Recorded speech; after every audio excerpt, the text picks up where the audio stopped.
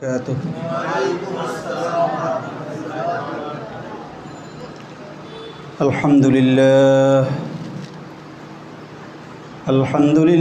हम्दन कसीरन कमा अमर व नशहदु अल्ला इलाहा इल्लल्लाहु ला खालिक़ इल्लल्लाहु व ला मालिक इल्लल्लाह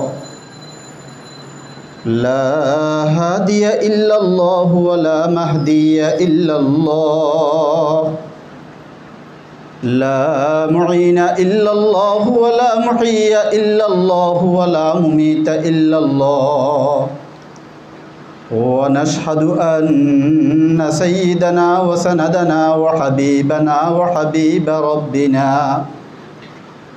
व तबीबना व तबीब क़ुलूबिना व मौलाना व औलाना व अरफ़अना व अजदरना व अहसनना व अशरफना व अकमलना व सय्यदना मुहम्मद सल्लल्लाहु अलैहि व अला आलिहि व अस्हाबिहि व बारक व सल्लम तस्लीमन कसीरन कसीरा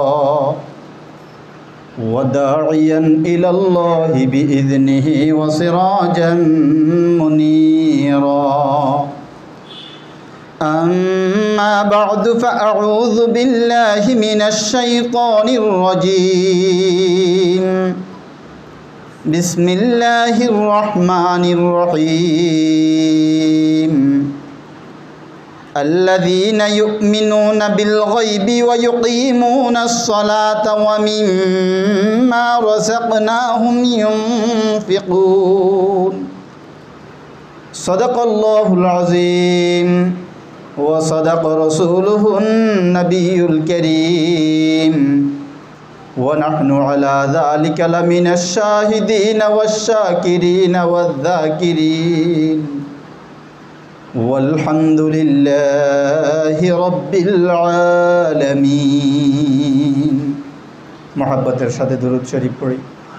अल्लाहुम्मा सल्लि अला मुहम्मदिन व अला आलि मुहम्मद कमा सल्लैता अला इब्राहीम व अला आलि इब्राहीम इन्नका हमीदुम मजीद।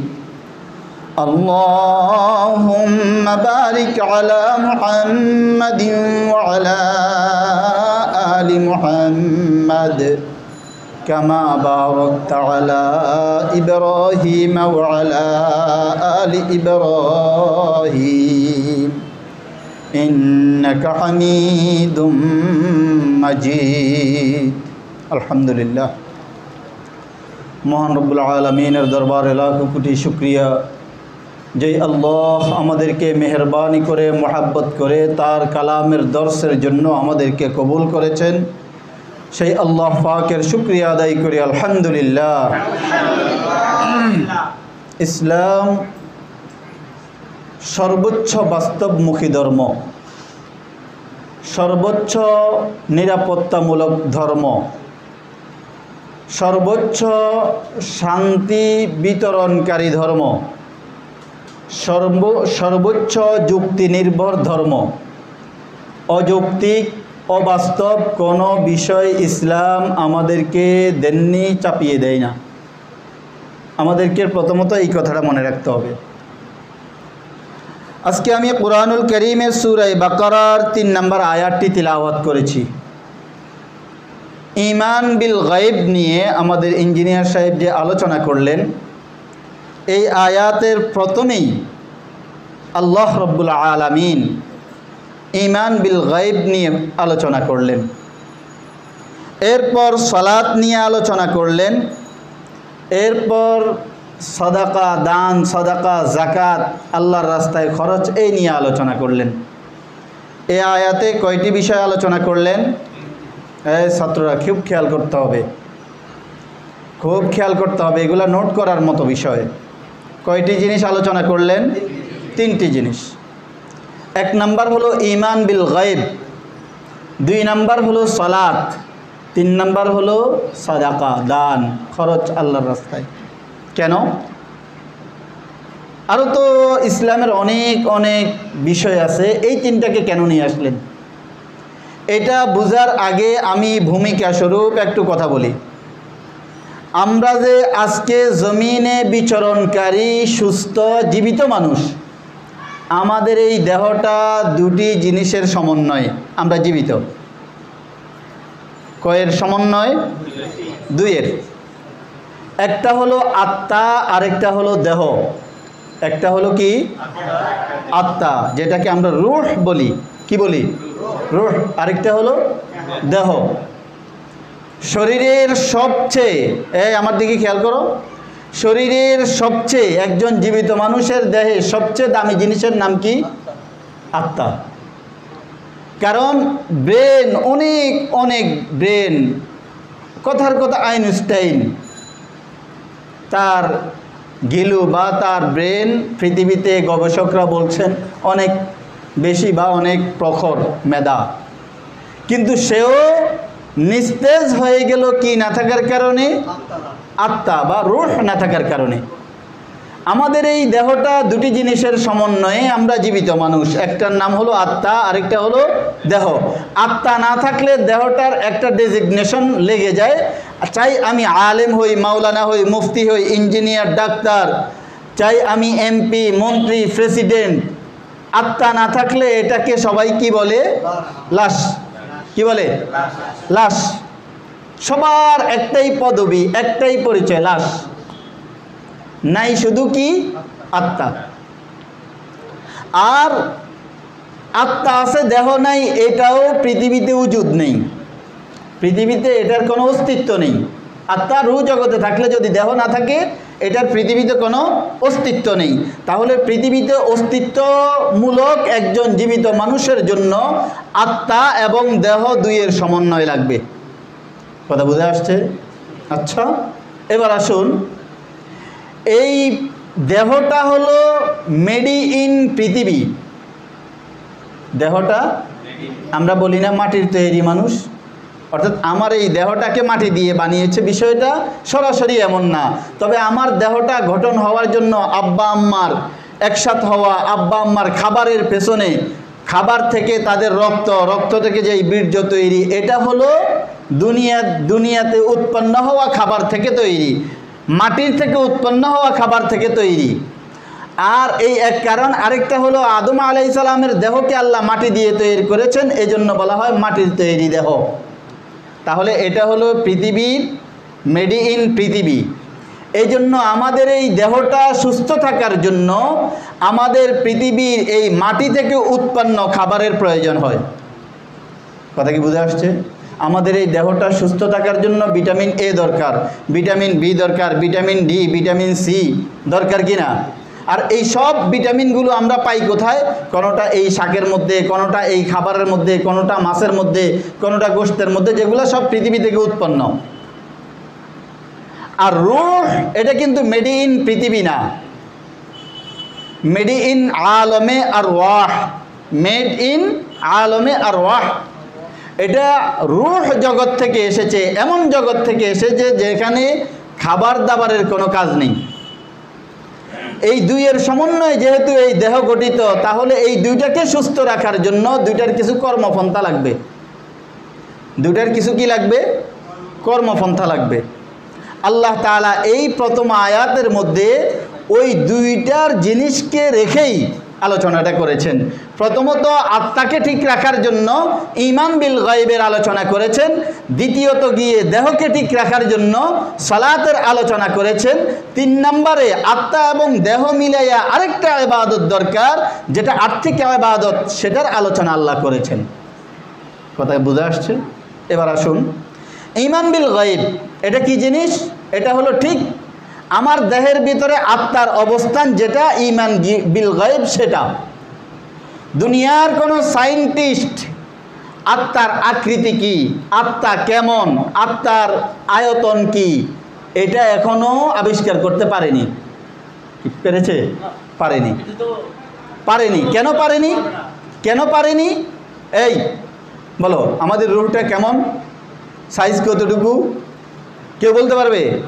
আরে ইহুদিরা যখন নবীজি সাল্লাল্লাহু আলাইহি সাল্লামকে জিজ্ঞাসা করলো ইয়াসআলুনাকা আনির রূহ,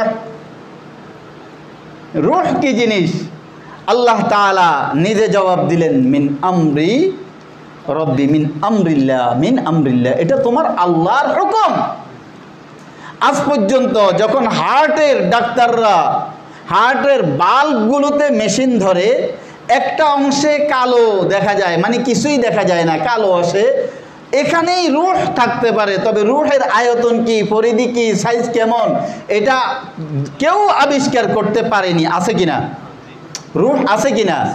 ঠিক রূহটা যেমন আছে, দেখা যায় না, ছোঁয়া যায় না, স্পর্শ করা যায় না, ঠিক এটাই হলো ঈমান বিল গায়ব। এমন আল্লাহর হুকুম এটা, যেটা আল্লাহ তাআলাকে যেমন দেখা যায় না, ধরা যায় না, ছোঁয়া যায় না, স্পর্শ করা যায় না, ঘ্রাণ পাওয়া যায় না, পঞ্চ ইন্দ্রিয় যেই ক্ষেত্রে বিকল, এই রূহটাও হলো সেই জিনিস।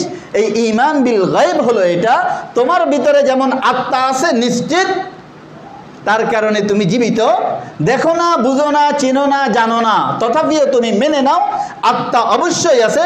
ঠিক তেমনিভাবে আমার আল্লাহ দেখা যাবে না, ধরা যাবে না, ছোঁয়া যাবে না, স্পর্শ করা যাবে না, বিশ্বাস করার নাম হলো ঈমান বিল গায়ব। বুঝে আসছে? এটা হলো ঈমান বিল গায়ব। আল্লাযীনা ইউমিনুনা বিল গায়ব, এই গায়ব, ফেরেশতা গায়ব, জান্নাত গায়ব, জাহান্নাম গায়ব, বিশ্বাস অবশ্যই করতে হবে। এটা হলো ঈমান বিল গায়ব। বিষয়টা বুঝে আসছে? এখন দেখেন, আত্মাকে খোরাক না দিলে আত্মা দুর্বল হয়ে যায়, দেহকে খোরাক না দিলে দেহ কি হয়ে যায়? দুর্বল হয়ে যায়। যেমন দেহের খোরাক হলো কি? দেহের খোরাক হলো ভাত, মাছ, রুটি, সবজি, ফল, ফলাদি, এগুলো। ঠিক আত্মারও খোরাক আছে। আত্মার খোরাক কি? আত্মা যেই জগৎ থেকে এসেছে ওই জগতের অবস্থান যা, আত্মার খোরাক হলো তা। ওই জগতের কেউ খায় না, কেউ পরিধান করে না। আত্মা এমন জগৎ থেকে এসেছে, এই জন্য আত্মাকে সবল করার জন্য, রূহকে শক্তিশালী করার জন্য আল্লাহ তাআলা খোরাকের ব্যবস্থা করে দিলেন। এই বান্দাদের জন্য 1 মাসের রোজার ব্যবস্থা করে দিয়েছেন। এই 1 মাস যদি রোজা না রাখে আত্মা সবল হয়ে যায়, কারণ সে এমন জগৎ থেকে এসেছে যেখানে খাবার নেই। এই আত্মাকে যখন ওই 1 মাস খাবার দেওয়া হয় না, সকাল থেকে সন্ধ্যা পর্যন্ত, আত্মা সবল হয়ে যায়। আর দেহ কিছুটা দুর্বল হয় পুরা দিন খাবার না পেয়ে। এরপরে যখন আবার দেহকে খাবার দেওয়া হয়, দেহ শক্তিশালী হয়ে যায়।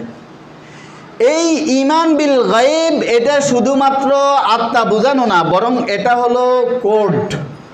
যেমন একটা ছেলে, ভালো ব্রিলিয়ান্ট একটা ছেলে, পরীক্ষার খাতার মধ্যে অনেক লিখলো, কিন্তু রুল নাম্বার দেয়নি, তার লেখা অনুযায়ী নাম্বারগুলা তার অ্যাকাউন্টে জমা হবে না। ঠিক তেমনিভাবে একজন মানুষ দুনিয়াতে যত যত যত যত ভালো কাজই করুক, সারা দুনিয়ার মধ্যে শ্রেষ্ঠ ভালো কাজগুলা করলো, কিন্তু ঈমান নেই, তার এই ভালো কাজ আল্লাহর দরবারে গ্রহণযোগ্য। এই জন্য কোরআনুল কারীমে আল্লাহ তাআলা কোরআনের প্রথমত চ্যালেঞ্জ ছুড়ে দিয়ে যে এই কোরআনে কোনো সন্দেহের অবকাশ নেই। এরপরেই আল্লাহ তাআলা কোড নিয়ে আলোচনা করলেন, কোড নাম্বার ঈমান। ঈমান নিয়ে বলেছেন আল্লাযীনা ইউমিনুনা বিল গায়ব। 2 নম্বরে আলোচনা করেছেন। এই প্রসঙ্গে অনেকগুলো লম্বা আলোচনা মুফাসসিরিনে কেরাম করেছেন, আমি অত্যন্ত সংক্ষেপেই বলছি। 2 নম্বর আলোচনা করেছেন কি নিয়ে? ওয়া ইউকিমুনাস সালাহ, সালাতের আলোচনা করলেন। সালাতের থেকে আরো কঠিন ইবাদত আছে না? আরে কথা বুঝেন নাই? জিহাদ সালাতের থেকে কঠিন না সহজ? জিহাদ আল্লাহর জন্য, আল্লাহর জমিনে আল্লাহর দ্বীনকে প্রতিষ্ঠা করার জন্য, আল্লাহর দুশমনদের বিরুদ্ধে নিজের কল্লা উৎসর্গ করার জন্য দাঁড়িয়ে যাওয়া, ওই ইবাদতটা কঠিন নাকি সালাত কঠিন? জিহাদ করা কঠিন, বুঝতে হবে কথাগুলা। কিন্তু এখানে আল্লাহ তাআলা 2 নম্বরে সালাতের কথা কেন বললেন? সালাতের কথা বলার পেছনে কারণ হলো, এই সালাত এমন একটা ইবাদত, এমন একটা ইবাদত যেটা একজন মানুষের অহংকারকে ধ্বংস করে দেয়। কি করে দেয়?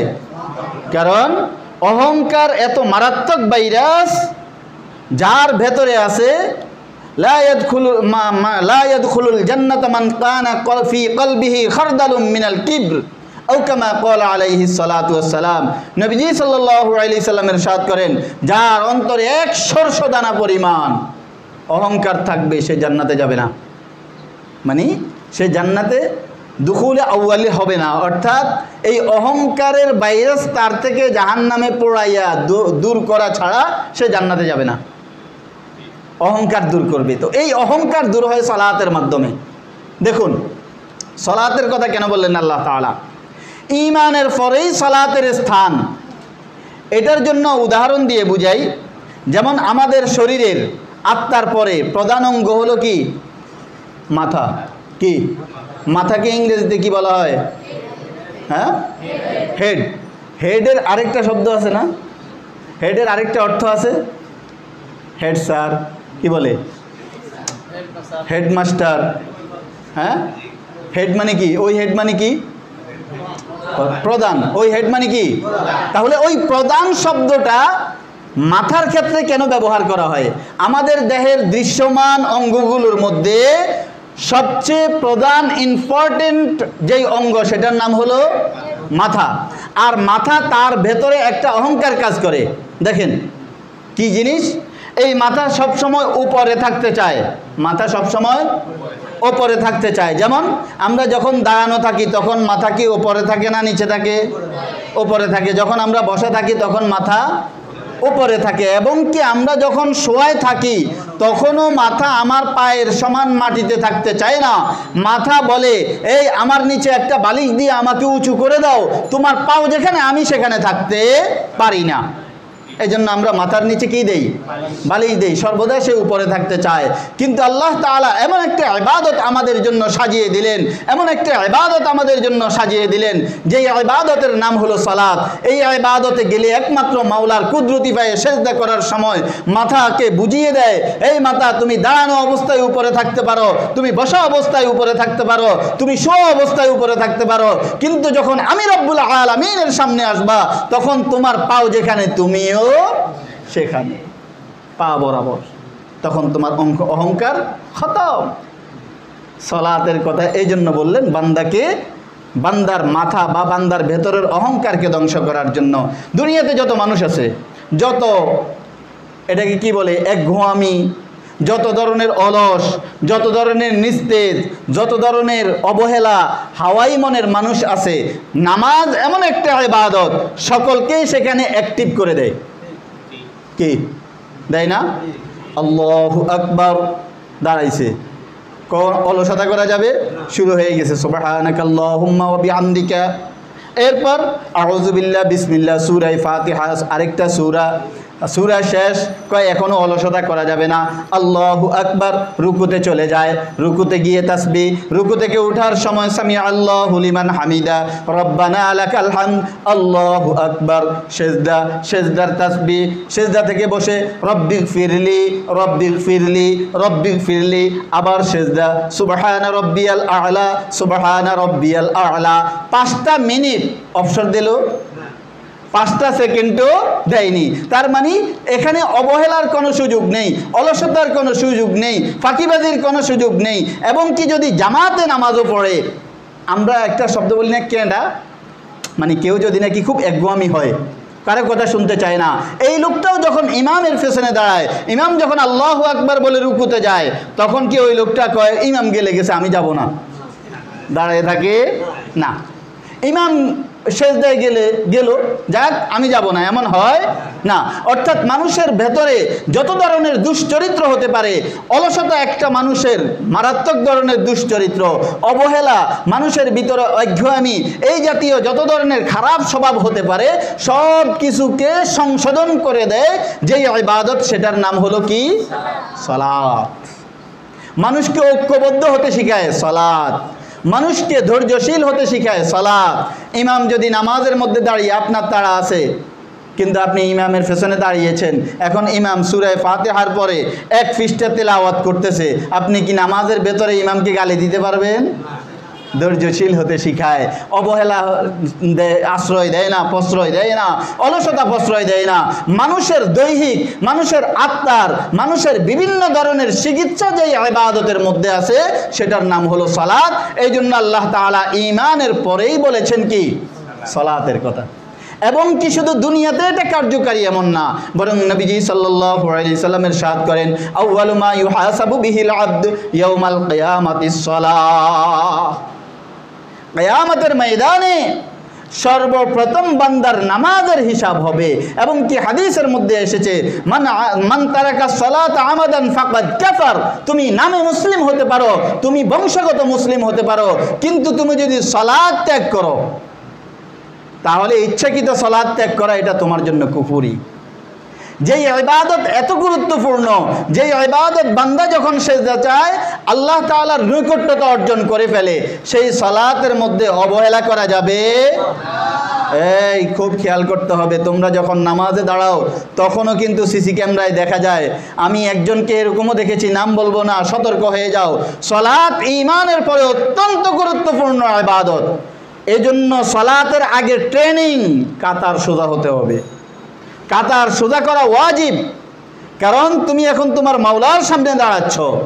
প্রধানমন্ত্রীর সামনে যখন সেনাবাহিনীরা কুচকাওয়াজের জন্য দাঁড়ায় তখন কি নিজেদের মন মতে দাঁড়াইতে পারে? এলোমেলোভাবে দাঁড়াইতে পারে না। ঠিক তেমনিভাবে সালাতের মধ্যে কিভাবে দাঁড়াইতে হবে, কিভাবে সালাত আদায় করতে হবে, এটা এতটাই গুরুত্বপূর্ণ, এতটাই গুরুত্বপূর্ণ। ইসলামের অন্যান্য বিধিবিধানগুলো এসেছে ওহীর মাধ্যমে মৌখিক। খেয়াল করো, ইসলামের বিধিবিধানগুলো এসেছে ওহীর মাধ্যমে মৌখিক, আর সালাত এতটাই গুরুত্বপূর্ণ, তার সমস্ত বিধিবিধান মৌখিক আসার পরে জিবরিল আমিন সরাসরি নবীজিকে সালাত পড়ে দেখিয়েছেন। নবীজি জিবরিল থেকে দেখে দেখে শিখেছেন, সাহাবাই কেরামকে দেখিয়ে দেখিয়ে শিখিয়েছেন কিভাবে দাঁড়াতে হবে।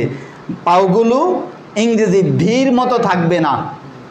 খেয়াল করেন, আমাদের অনেক সময় আমরা অবহেলাবশত এভাবে পাওগুলোকে এমনভাবে দাঁড়াই, যেহেতু আমাদের জন্য কেবলা পশ্চিম দিকে, তো আমরা যখন দাঁড়াই অনেকে ইংরেজি ভি অক্ষরের মতো পাওগুলো চলে যায়, কারো উত্তরমুখী কারো দক্ষিণমুখী, কোনাকুনি হয়ে যায় কিনা।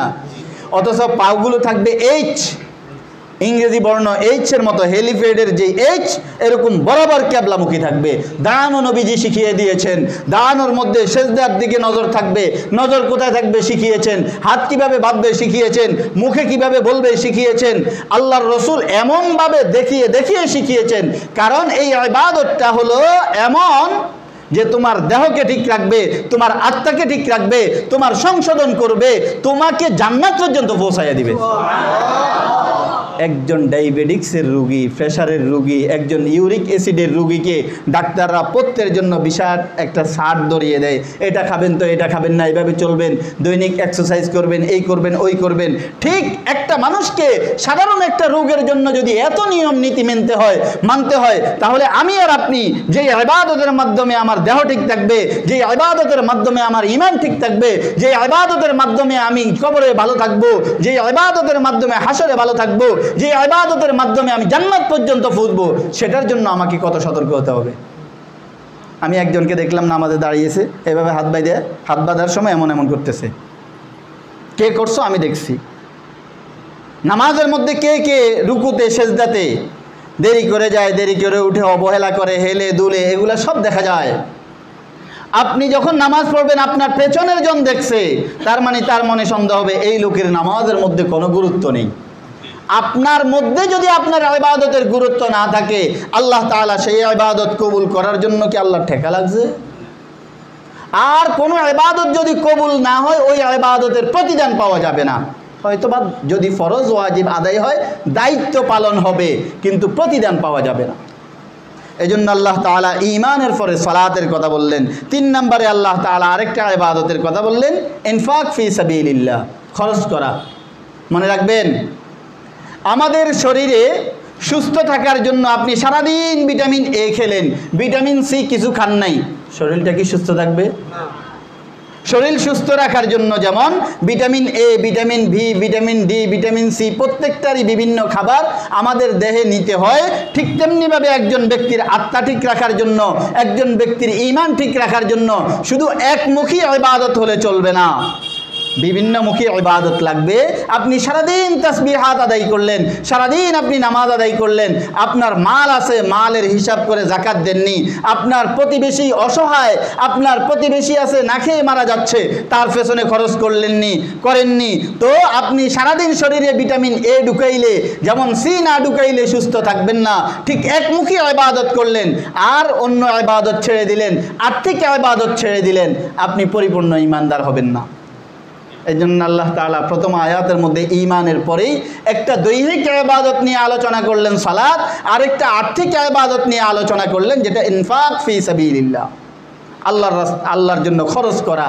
এই খরচ পরিবারের পেছনে হতে পারে, হালালভাবে ইনকাম করে আপনার পরিবারের, আপনার স্ত্রীর মুখে যদি লুকমা তুলে দেন, আল্লাহর রাসূল বলেন এটাও তোমার জন্য সাদাকা।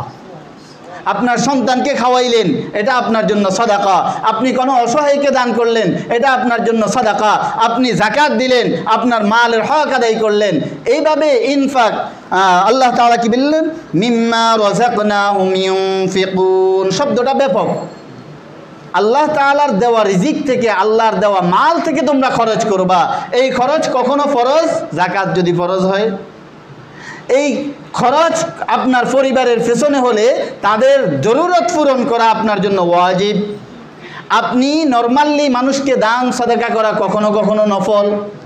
এই জন্য আল্লাহ ব্যাপক রাখলেন শব্দটা। তাহলে আমাদেরকে পরিপূর্ণ ঈমানওয়ালা হতে হলে যেমন দৈহিক ইবাদত সালাত লাগবে, তেমনি আর্থিক ইবাদত ইনফাক ফি সাবিলিল্লাহ তথা আল্লাহর জন্য খরচ করা এটাও লাগবে। তাহলে আমরা এই আয়াত থেকে কয়টা পেলাম? ঈমান বিল গায়ব, আর হলো সালাত, আর হলো আল্লাহর জন্য কি করা? খরচ করা। এই বিষয়গুলো আমাদের হৃদয়ে ধারণ করতে হবে। শুধু শুনবো চলে যাব এমন না। একজন মুমিনের সিফাত হলো শুনবে মানবে। শুনবে, কোরআনে কারীম কেন অবতীর্ণ হয়েছে? শুধুমাত্র তিলাওয়াত করার জন্য না, শুধু তিলাওয়াত করে ফজিলত গ্রহণ করার জন্য না, বরং কোরআনে কারীমের পরতে পরতে আমাদের জন্য যেই দিক নির্দেশনা, আমাদের জন্য যেই রাহনুমাই, পথ প্রদর্শন, এগুলোকে আমরা শুনবো, জানবো বা নিজেরা পড়বো, জানবো, আমল করব। এই জন্য কোরআনুল কারীম অবতীর্ণ হয়েছে। আল্লাহ রাব্বুল আলামিন আমাদেরকে বুঝার এবং আমল করার তৌফিক দান করেন। জি।